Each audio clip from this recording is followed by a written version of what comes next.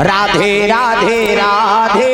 श्याम से मिला दे, राधे राधे राधे श्याम से मिला दे। ओ राधे। यहाँ कैसे सब लोग भजन करना है दायो, जब तक भजन नहीं होई कथा आनंद नहीं आए। मन आना तहु मन दादा मन मन हिच गही, हम एक मन भजबो मन छुपे रही का कह। राधे राधे राधे श्याम से मिला दे, राधे राधे राधे श्याम से मिला दे, श्याम से मिला दे, श्याम से मिला दे, श्याम से मिला दे, घनश्याम से मिला दे। राधे राधे राधे श्याम से मिला दे, राधे राधे राधे श्याम से मिला दे।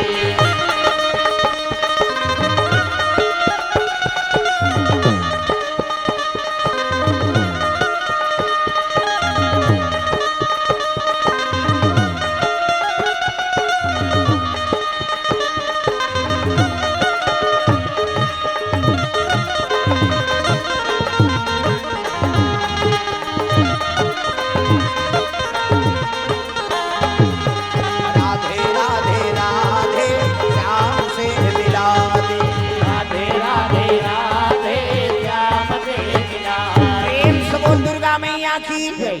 सीता जी चरण पकड़े राम सरकार के, अब उठाए लग गया आधा रात के गा। प्रेम से बोल दुर्गा मैया की। प्रभु उठो ना, कथे का बात है सीता, आधा रात के उठा था। कथे कन सपना सपना है महाराज, का सपना है? सोना के रूख रूख के खांधी, बेल के पत्ता, मूंगा फार और ऊपर में फूल फूल है कहर कहर महार महार। वो फूल लग मोर बर मंगवा देते मालिक। प्रेम से बोल दुर्गा मैया की। कहल लगे बिहनिया बताबे, अभी आधा रात के कौन भेजू में, अभी सूत जकी भगवान फिर सूत गेगा। प्रेम से बोल दुर्गा मैया की। अरे भगवान ला वो शयन करत देरी है, नींद के कमी नहीं है। प्रेम से बोल दुर्गा मैया की। तो सब सेवा में रहते, कब हम समय मिले। प्रेम से बोल दुर्गा मैया की। दुनिया कोई चीज ऐसे नहीं है जो भगवान के सेवा में नहीं लगे। कैसे? वो तो धन गए और नींद पार गए। सीता जी के मन में तृष्णा है, वो फूल न पाए बा, कोई चीज के चाह रखे ना, तब मन दौड़ते तो भोजन में ठिकाना पड़े न खवाई में ठिकाना पड़े। कहाँ जाते आही? हाँ वही तो ठीक है, नहीं सोच ले जबानत लेते होते, जबानत लेते थे फंसते नहीं गा। प्रेम से बोल दुर्गा मैया की। सुंदर सीता जी की नींद नहीं पड़ी, राम सरकार सूत गए और सूती तब तो नाक बाजे शुरू हो गए दादा। प्रेम से बोल दुर्गा मैया की। छोकरा मन के अपन नाक बात थे, सब दाई मन गाड़ी देते, कई जन तुमको चप देते से नहीं सूता, घटार घटार कराता था, कमाए हमारे बदई कर घटारा फरारा मरात रहता। डोकरा मन के ज्यादा बात थे, काबर खोला जा रहे थे नाक, घटारा भरर घटारा भरर कही जवान है नहीं, डोकरा मन के और जवान हम मन के अटक थे वैसे करते, काबर कुकर में कार्बन आ जाते और तुमन जाना सो तुहरो नाक बात। हाँ हमार सिंगल पॉइंट है, इनका डबल पॉइंट। माता मन के दो किस्म, पहला नंबर के कैसे बाजी माता मन के सिनीपिटी कहता गा, और दूसरा नंबर के संगीन काबर एमे फूली एमे नकली हाथे महू तक कतिल हवा जे छेकानी जथे, वो बारीक वाला है, वो कैसे कही सी कहते। हमार हाईवे रोड है दादा, पल्ला भाग थे गाड़ी, ब्रेकरे नहीं है, थोड़े रुकी यार। प्रेम से बोल दुर्गा मैया की। नाक बाजा थे, सीता जी की नींद नहीं पड़ी हो तो बिहनिया। हाँ राम सरकार स्नान ध्यान करके माला जाप करत रहा, अब उसकी जवान हाँ सीता जी आगे भगवान के चरण ल प्रणाम करत तागा है नी। हमरो प्रणाम प्रणाम अवध बिहारी को, अवध बिहारी को, अवध बिहारी को, जनक दुलारी को, अवध बिहारी को, जनक दुलारी को, ओ अवध बिहारी को, जनक दुलारी को, अवध बिहारी को, जनक दुलारी को। हमरो प्रणाम प्रणाम अवध बिहारी को,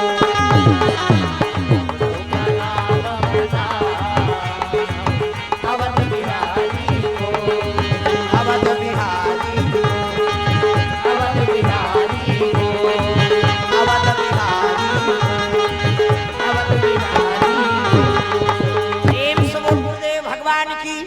अब प्रणाम करी प्रभु ना तब सीता जी कहे लगे सीता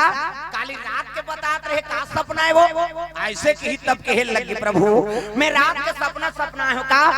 सोना के रूख के खांधी बेल के पत्ता मूंगा खार और ऊपर में फूल फूले कहर कहर महार महार वो फूल ल मोर बर मंगवा देते माली प्रेम से बोल दुर्गा मैया की जय। हाँ कहे लगे का फूले कथे नहीं जाना नाम नहीं जानबे कैसे मंगा हूँ गोंदा फूले वो गुलाब फूले नहीं कमल फूल चंपा चमेली नहीं तकाए कौन जानी दे त नहीं जाना त कैसे मंगा हूँ त कैसे नहीं रही तेला बता कथे सोना के रूख के खांधी सोन के पेड़ है ते में दूसरा रूख के खांधी और बेल के पत्ता मूंगा घर लगे हो कीमती जेवरात के मूंगा हीरा मोती मूंगा कथे नहीं ते फरे है महाराज और कई जोजल सुगंध देते वो फूल वो फूल ल मोर बर मंगवा देते राम सरकार कथे काक रूख है कथे सोन की हम 14 बरस रे बनवास रहे लेकिन सोन के पीकी नहीं फूटे रही सोन के कोनो रूखो ही वो प्रेम से बोल दुर्गा मैया की जय। ऐसे सोन के रूख ल देखे काकरो बारी में है का और कोनो जान पार ही नहीं जाल बांधा भर के खेदा करदार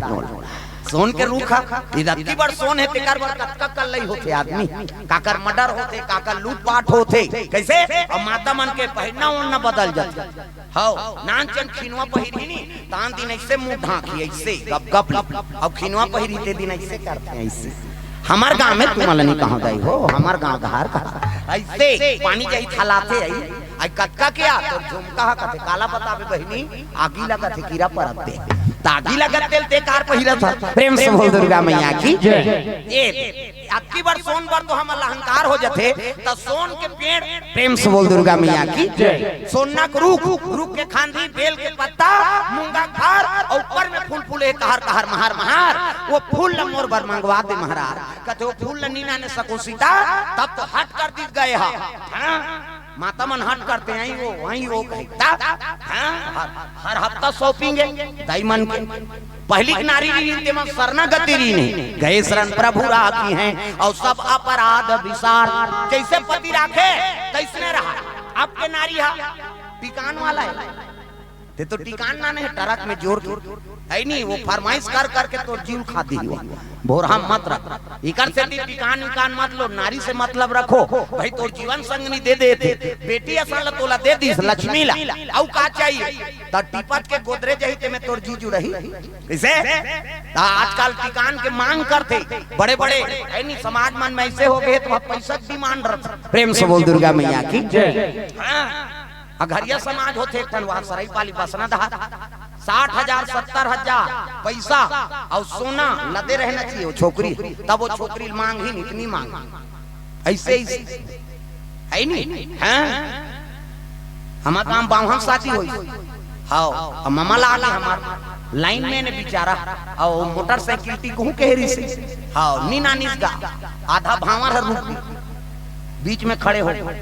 कैसे उसने मतलब पूजवान देख ली दुनिया के साखो चार पढ़ा था तो मोटरसाइकिल पर भावन नहीं पड़ा था जा रहा तो का मतलब दुनिया शिक्षा दे से यही सब बात है कई ठन समाज में ऐसे रूढ़िवादी है बोला समाप्त करो प्रेम से बोल दुर्गा मैया की जय। आजकल फरमाइश हो गए है नारी मन के हर हफ्ता लुगरा है नहीं हां आठी लेबे खिनवा लेबे आउ लेबे गोड़ बार बने बने लुगरा लेबे तब तो रबो तोर बार तागा ता तो गाना बने है मोरबा ले देते राजा लाली लुगरा पैरी सोनत मोरबा ले देते राजा बजाओ ना वो तोहरे बार कहत होता अब ताली बजाऊ कदम अंझलो का हमरो घर रसे है आ ले लागी कहीं फायदा तुम्हारो होई हमारो होई का हाथ ऊपर जोरदार मोरबा ले देते राजा लाली लुगरा पैरी सोनत मोरबा ले देते राजा लाली लुगरा पैरी सोनत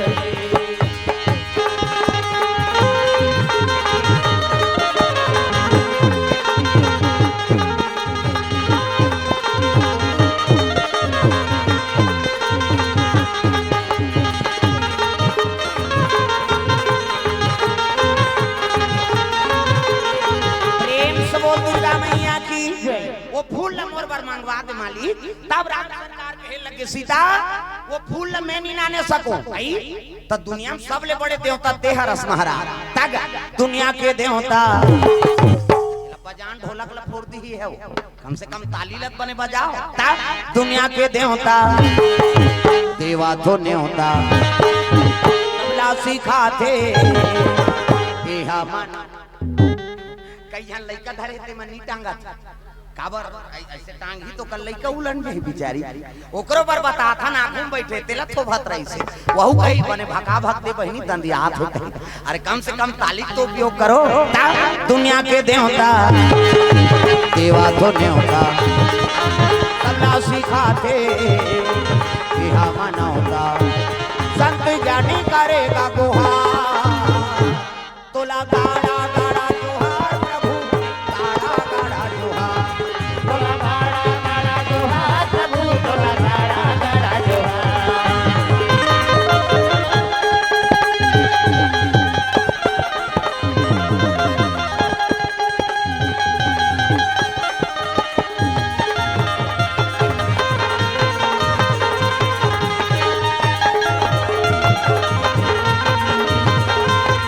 ला ला ला ला ला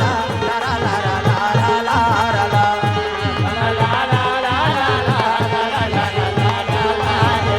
ओ ला ला ला ला ला ला ला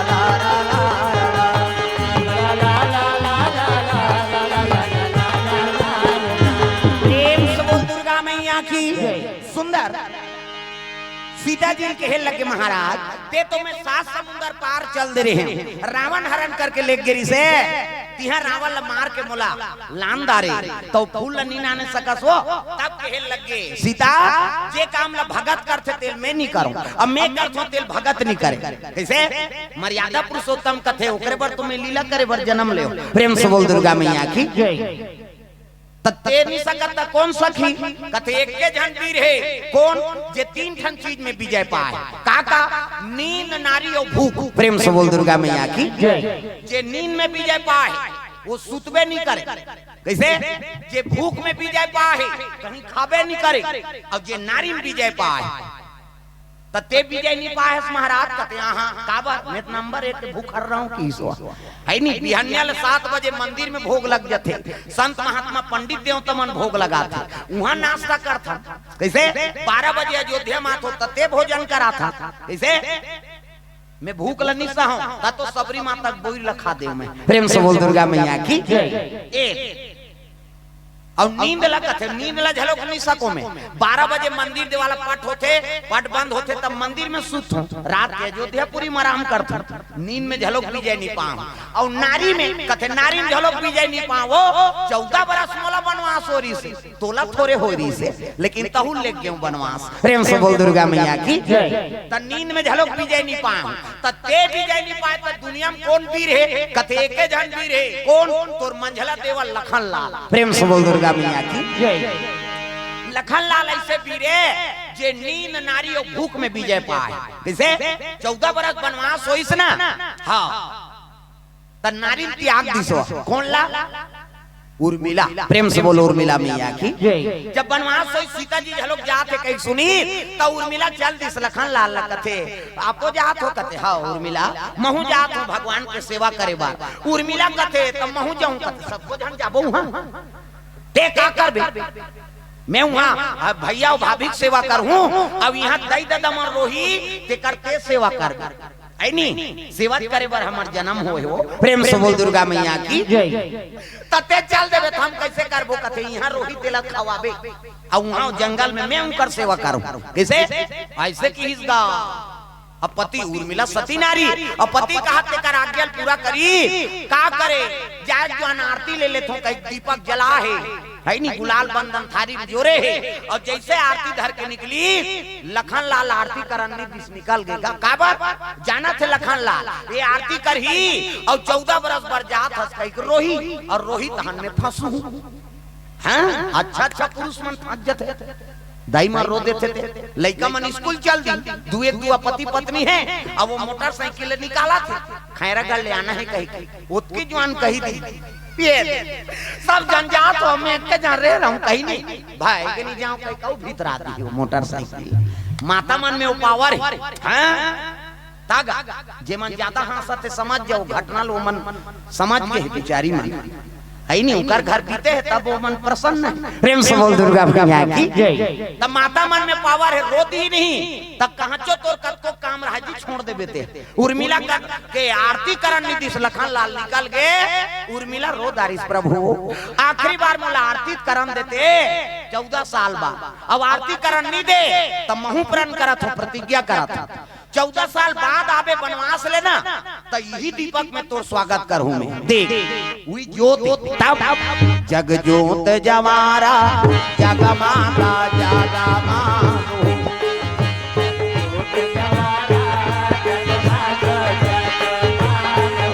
हो जग ज्योत जमारा जगमाता जगमा हो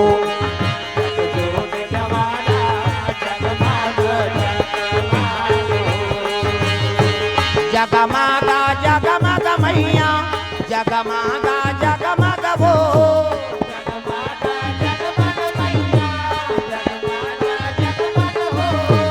जगमागा जगमग हो रे हो जग जमारा जगमागा जगमग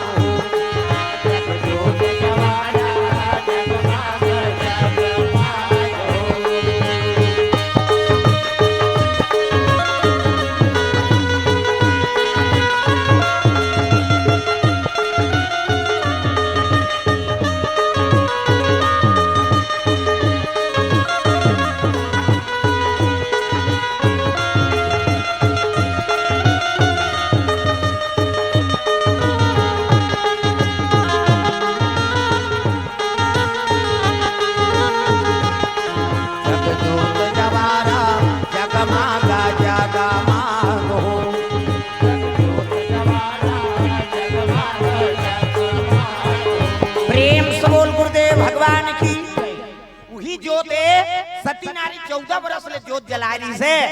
एकरे से शक्ति बाण झलक लग गे ना तब हो लखन लाल के प्राण निगी। प्रेम से बोल गुरुदेव भगवान की ये पावर है। हाँ भाई वही आगे शक्ति के जोत जले और वही शक्ति बाण का बिगाड़ी कहीं। प्रेम से बोल दुर्गा मैया की एक तो एक नारी सती उर्मिला अब एक सुलोचना। प्रेम से बोल दुर्गा मैया की नारी विजय पाके लखन लाल भूख में भी जय पाए कैसे इकर बर नाम दे राम और सीता जी बर जंगल में हाँ करू कांदा चार तेंदू सब नाम दे लेकिन लखन लाल नहीं खाए तब तो सबरी बोइला नहीं खाई मोला भूख नहीं है माँ उला दे दे भूखे नहीं है 14 हाँ है नहीं कई प्रकार के नाम दे 56 भोग नाम दे वो नहीं खाए भूखे नहीं है थोड़े खाई जी। प्रेम से बोल दुर्गा मैया की सबरी के बेर सुदामा के तांतु रुचि मुचि भोग लगाए प्रभु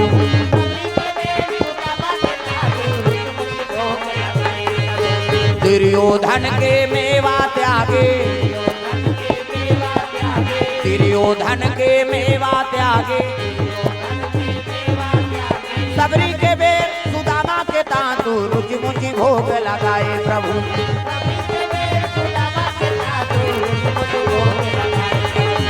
सबरी के बेर सुदामा के तांतु रुचि मुचि भोग लगाए प्रभु।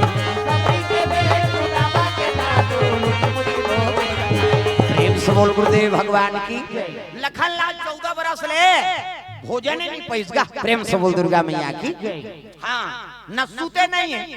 जंगल झाड़ी वनवास में गए है नहीं और सबक सबक सूत जबे तो भगवत चितवट हटक दी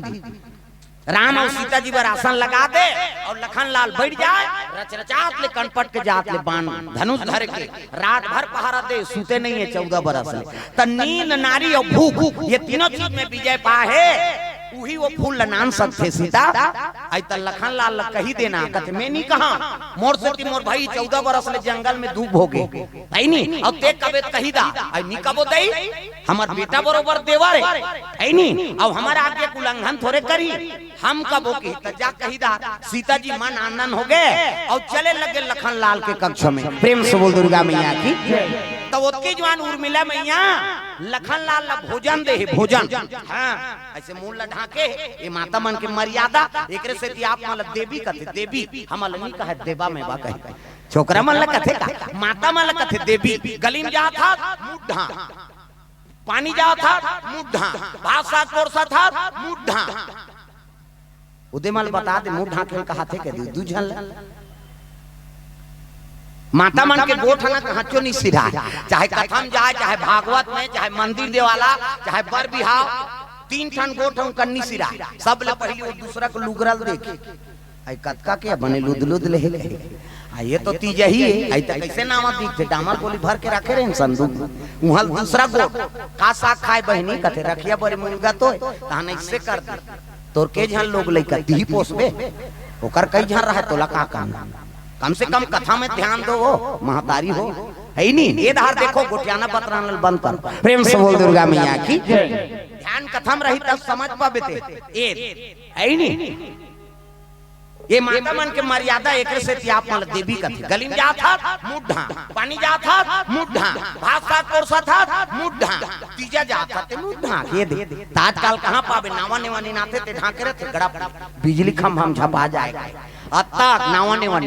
8 दिन होई तहन वहु टक रहा, 8 दिन होई तहन अतका ककनी टंगा हाथ भाई, 15 दिन होई तहन अतका एक झन लोग लइका होई तहन कोई मतलब नहीं बने दादा जियप मरत ले तोपना है। मर्यादा नाम नारी महाभारत में द्रौपदी शैलेंद्री कही थी, 10 इंद्री जीत के राखे तेका नाम शैलेंद्री, मूड कान ढाके है तेका नाम शैलेंद्री, मर्यादा में तेका नाम शैलेंद्री। आजकल कहां शैलेंद्री गांव गांव लेद्री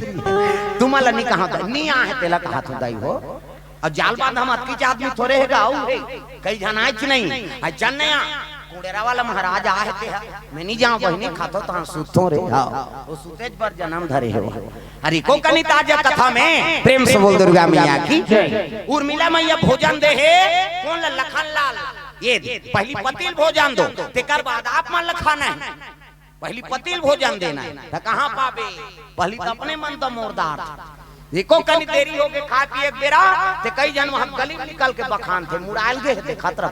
कमाए हमारे भैया खाज के जवान घुमात थे कहीं और गली में चिल्लावे देखो जनऊ सुंदर थे। आई कौन लगा था दीदी कथे हुई तोर बड़े उसने चे बहनी हमरो छुछुआत नहीं आए और साखी गवई हो गए भड़ंग ले कपाट लदी एक थारी निकालते और दमोर थे खाई संखरी लऊ लगा दी अबे करी बेचारा हेर तो कसे जान उनके घर पहुंचबे खाए पिए बेरा नहीं जाना। अरे हेर ना वो संगा साथी में बैठे लाग थे कैसे कर बे हेरी दी तो सूझ जाते खाल नहीं दे से कहते लइका रोआ थे नहीं देखा था आधा रात के लइका रोई जी सूझ गए थे बोला खाए चले नहीं देना है तब कैसे कर तो पहली पतिल भोजन दो एक दिन देवे तो हम तो जानदार बे अतका कन खाते कहे बिहान दिन नंगा तक दे दे अब ज्यादा देवे बचावे करी और पति जूठा प्रसादी बचा दी वही महाप्रसादी पति जूठा प्रसादी महाप्रसाद उमे हेर खा पत्नी मान पति जूठा प्रसादी में है और खा पति जूठा महाप्रसाद बने पति के भाई देवता पति तो देवी समझाती अपन देवता बरोबर है तेकर जूठा प्रसादी कैसे अब मन में हल्पी के लार मां लटप काहे तेला थोड़े खा के वो ताजा रहा पति हुआ कैसे प्रेम से बोल दुर्गा मैया की ये बात पति कौन लगा थे पति कौन लगा थे एक जे काकरो बात ल पतियाए ओकरे नाम पतियाए जे काकरो बात ल पतियाए ओकरे नाम पतियाए और जे काकरो बात ल पतियाए ते का पतियाए और समझे लागे जे काकरो बात ल पतियाए तेकरे नाम पतियाए और जे काकरो बात ल पतियाए ते का पतियाए। प्रेम से बोल दुर्गा मैया की जय। ध्यान पिए करना करते रहो क्या करना है कि तो पति थोड़े हो तोला देवी समझे अपन देवता बरोबर है तेकर जूठा प्रसादी कैसे। अब आजकल तो ऐसे समय है काकरो जूठल कौन होल खाना कि नहीं ते कोरोना मारा था तोला थोड़े मार दे वो तो छीना पाप है नहीं हाँ अब मनसे बड़ा है जी वो बीमारी है और दूसरा चीज होई से कुकुल होई वैक्सीन फैक्सीन लगिस का होला तोला कोरोना हो है तोरे जूठल खा दी गांव वाला कोरोना हो है सब के जूठल खा दी अब बीट डामर रोड में सूझ जाती आह तोर हिम्मत है चपक वहां ट्रक चलते में नींद भर सुता थे हम गद्दा लगे थे में नींद नहीं पड़े पड़ोसिल कोरोना हो है दूसरा डर में मार गए कई जन बीमारी में थोड़े मरी जी परिवार के तिरस्कार में मार गए और कई जन डर में मार गए कैसे अब मरे जी एक जानते साथ में नहीं है परिवार का काम हाँ लड़का कहा धुरियल दे दे रे छीना नहीं है कैसे वो महतारी मर गए बेटा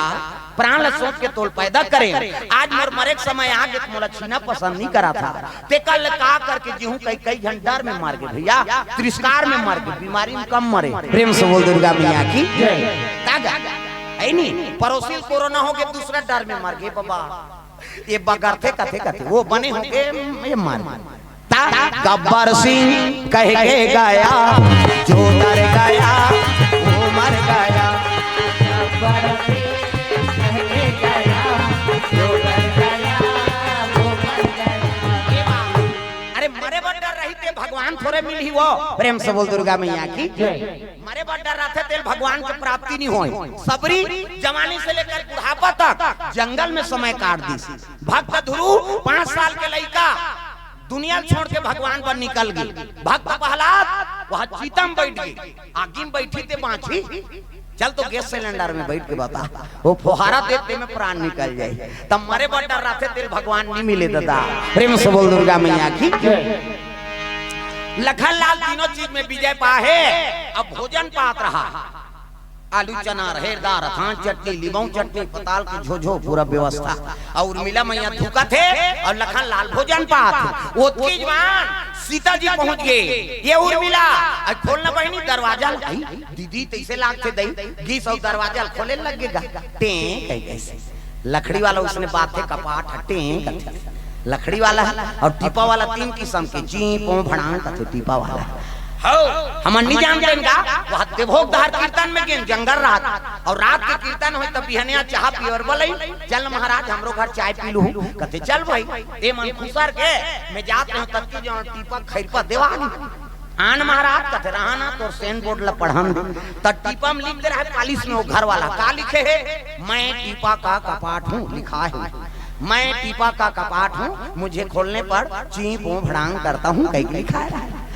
हम एक कहां पढ़े हो बहुत समझ नहीं है काबर टीपा तो अपने बारे में लिखो मैं टीपा का कपाट हूँ मुझे खोलने पर चीपो भड़ांग करता हूँ कई लिखा है और सही में खोले पहली खुसरे बार पेलेगा पहली पेले थे ची करी और दबाए थे छोड़ दे भड़ांग एक ददारे मैं वही दिन जाने बाद टीपा 3 किस्म के बात है कही होता जो ध्यापुरी कपाट फाटा के दादा खोलिस गा टे कही और जैसे खोलिस कपाट उर्मिला प्रणाम करे लगे प्रणाम दीदी का बात है हम अल बला लेते हो कहाँ लखनलाल कथे भोजन पाते दीदी कथे ले पान दे कहीं बैठ गए सीता जी आए कहीं सुनिस लखनलाल ना तब तो लखनलाल हाँ कोई सूट गया प्रणाम करे लगे माँ मोला बला लेते हो का काम है कथे मोर पर एक ठन हाँ चीज ला नाम देते लखनलाल कथे का आज्ञा है बोलो मैं सपना है का सपना सोना के रूख के खांधी बेल के पत्ता मूंगा खार और ऊपर में फूल फूले है कहर कहर महार वो फूल न मोर पर नाम देते ऐसे किस नहीं लखनलाल मुड़ी धर के बैठ गए भौजी मैं 2-4 दिन जिया तो तेरे जल्दी मारे बार सोचा था का किस सीता जी कहते कैसे गोठिया था बाबू हम नहीं कहा था भाई तोरे बड़े भाई हकीस राम सरकार की से कि लखनलाल नानी वो फूल लकही की तब लखनलाल मुड़ी धर रहते उठ गए भगवान की हिस कहते हो और भाले प्राण जही जही लेकिन वो फूल में नान हूं प्रेम से बोल दुर्गा मैया की और नान हूं की तब कहे लग गए तब कैसे उसने कहे बाबू मोर प्राण चल दी कही के कहते आज तक कोई वीर वाला नहीं नाने भौजी सोना रूख के खांधी बेल के पत्ता मूंगा खार ऊपर में फूल फूले कहर कहर महार बड़े बड़े वीर की वो फूल नाने बार लेकिन वो वीर मन वापस नहीं आए ऐसे किस गा तब कहाँ रहते मैं नहीं जानो बाबा सुने भर हो और राम सरकार कही थी लखनलाल जही कही के ना तब मैं जहूँ वो काम पूरा हो तब कब जाऊँ कहते बिहनिया जाऊँ अब मोर पसंद से भोजन बनावे किस गा सीता मैया खुश हो गए आज करेला भरता भर दूं बाबू कहा हाँ आलू भूंजी नहीं गोभी आलू हाँ उसने वाला नहीं त कैसे नियम के भोजन त का नियम के भोजन कहते सुन में बतात होती कैसे बिन वर्षा पानी बिन वर्षा के पानी हाँ और बिन नांगर जोते वाला जमीन की अन्न वो बुआई पर आने वाला धान चौनी बिन नांगर जोते वाला जमीन के अन्न हाँ और माछी के दूध की इस